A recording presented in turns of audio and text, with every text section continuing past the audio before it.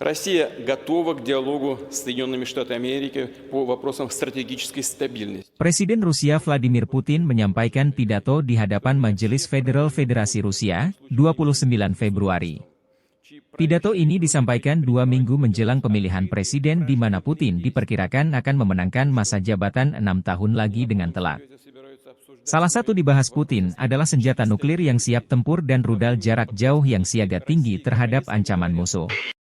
Kekuatan nuklir strategis berada dalam kondisi kesiapan penuh untuk penggunaan kapan saja jika mendesak, kata Putin. Rudal hipersonik berbasis laut Zircon juga telah digunakan dalam pertempuran. Unit hipersonik jangkauan antar benua Avangard sudah di posisi tempur. Kapal selam penghancur Poseidon dan rudal balistik berat Sarmat pertama yang diproduksi secara massal telah dikirim ke pasukan, tambah Putin.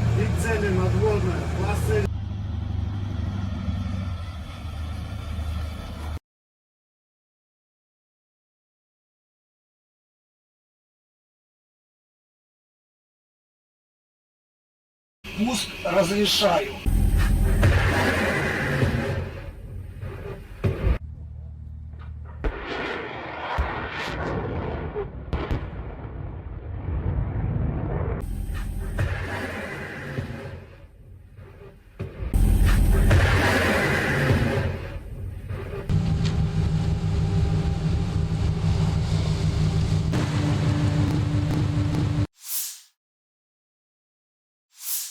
Бажаю здоров'я, шановні українці і українки.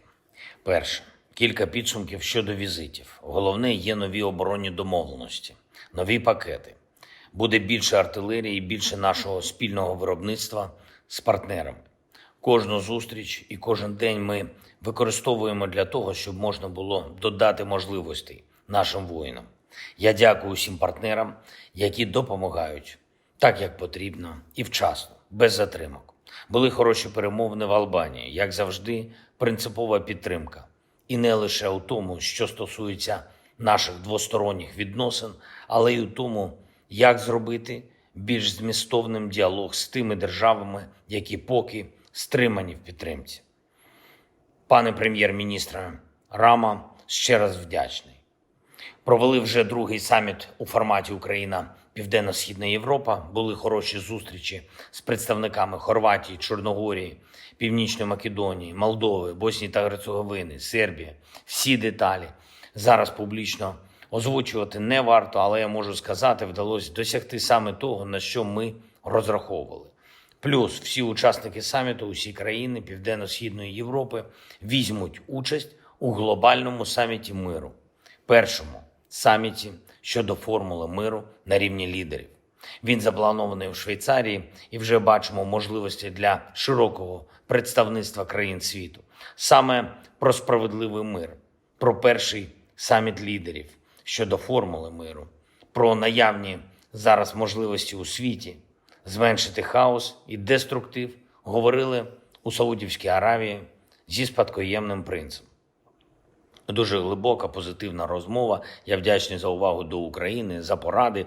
Ми маємо забезпечити якнайширшу участь народів світу у вирішенні глобальних питань. Саме таким є питання відновлення повної сили міжнародного права і недопущення агресії. Говорили також і про спільні економічні та технологічні проекти із Саудівською Аравією. Цінуємо таку співпрацю і важливо, щоб наші команди достатньо оперативно реалізували домовленості щодо проєктів. Те, що нас посилить обидві наші держави. Провів сьогодні нараду щодо європейського напрямку наших відносин з Євросоюзом, щодо завдань на цей рік, загалом по інтеграції і конкретно по відносинах із сусідами в Євросоюзі.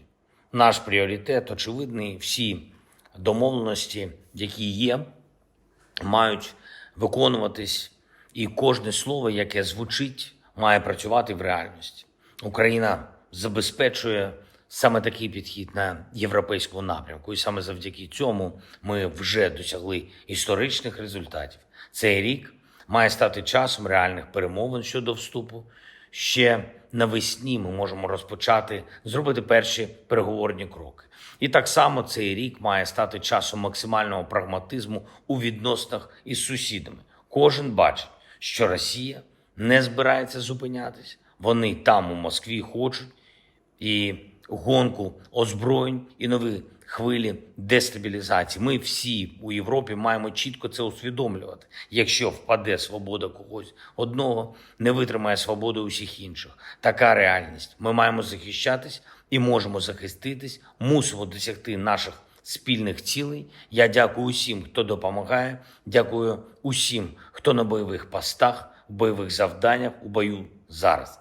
Красногорівка, Новомихайлівка, Куп'янськ, Бахмутський напрямок, Авдіївський, південні напрямки. Варто пам'ятати, глобальна стабільність тримається лише на сміливості та самовідданості українських воїнів, усього нашого народу.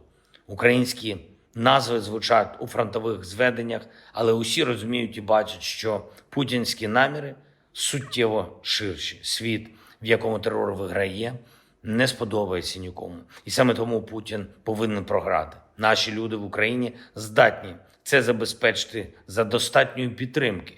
Підтримки тим, що вже є у світу на складах зброї, у нормах міжнародного права та в розумінні лідерів. Слава та вдячність усім нашим героям. Та хай буде світлою і вічною пам'ять кожного нашого воїна, кожного українця, кожної українки, які віддали своє життя заради України. Слава Україні! Download Tribun X sekarang, menghadirkan lokal menjadi Indonesia.